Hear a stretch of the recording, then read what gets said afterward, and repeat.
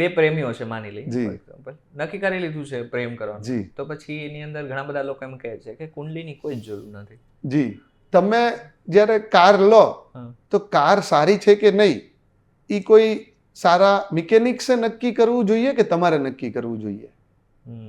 બરાબર છે. તો તમે બે આગળ વધશો કે નહીં એ કોઈ હ્યુમન બિહેવિયર પર પીએચડી કરીને બેઠા છે અથવા તો જેમણે હજારો લોકોને રોજ સામાજિક રીતે જોયા છે, જે લોકોને ઇમોશન્સ શું છે, પ્રેક્ટિકલ લાઈફ શું છે, અને જે લોકોને કોમ્પેનિયનશીપ શું છે, અથવા તો માણસનું મોઢું જોઈને ખબર પડી જાય છે આ માણસ, તો એને પૂછીને આગળ વધવું જોઈએ કે ખાલી તમારી ઈચ્છાથી? તો બસ વાત ઈ જ છે ને કે આપણે મિકેનિક્સને કાર બતાવીએ છીએ તો એકવાર એસ્ટ્રોલોજીનો ઓપિનિયન જોઈ લઈએ અને એ આપણને સ્વીકાર્ય હોય તો પછી કુંડલી મેચ ન થતી હોય તો બી આગળ વધો, પણ એ લખી લેજો કે આ સ્વીકાર્ય છે મને, કેમ કે કાલે ઉઠીને તમે પાછા આવશો કે મારા લવ મેરેજ કર્યા પણ હવે ડિવોર્સના યોગ થઈ રહ્યા છે. બરાબર. તો હું એવું કહીશ કે તમે પ્રિકોશન્સમાં જાશો તો એટલીસ્ટ ક્યાં તો સ્વીકાર થઈને સહન શક્તિ તમારી વધશે, તો બી કોમ્પિટિબિલિટી વધી જશે. પણ પછી તમે જ્યારે લડાઈ કરો છો ને અમારી પાસે આવો છો મતલબ એટલું સેન્સ નથી કરતું. I don't think so. 36 ગુણની વાત કરીએ. હા. Ready? ગુણ અગર માની લે કે મેચ કરાવીએ છે, જી. 36 ગુણ હોય છે, રાઈટ? જી ઘણાના 32 ગુણ મળે, ઘણાના 18 જી. ગુણ મળે, ઘણાના 5 જી. ગુણ મળતા હશે. જી. મારા કરતા વધારે તમને હા, ખબર yes, હશે yes, ચોક્કસથી. yes, પણ yes. તો આ ગુણ છે શું અને કેવી રીતના 18 ગુણ, 20 ગુણ, 22 ગુણ આ બધી વસ્તુ થતી હોય છે? એક તો એની કોઈ પરફેક્ટ ડેફિનેશન નથી કે આટલા જ મેચ થવા જોઈએ, રાઈટ?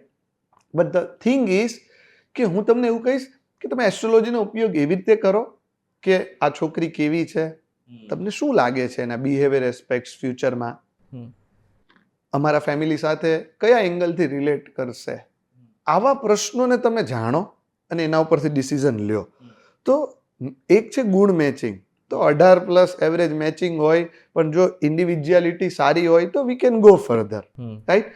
પણ એમાં શું હોય છે, જેમ કે ભ્રુકુટી હોય, expression of love between two people, નાડી દોષ હોય તો એ productivity, fertility and brightness of the children or health after married life, યોની દોષ હોય તો મેન્ટાલિટી બિટવીન ટુ પીપલ, વર્ણ દોષ છે એ the way of working style between two people, અથવા તો જે કુંડલીનું 9th હાઉસ છે એ ભાગ્યને બતાવે છે, રાહુ લડાકુ ફાઇટર જેટ કેટલું હશે એ બતાવે છે, શનિ અનનેસેસરી ઊંડાણમાં કેટલું વિચારે છે એ બતાવે છે, ને મંગળ જિદ્દી સ્વભાવ કેટલો છે એ બતાવે છે.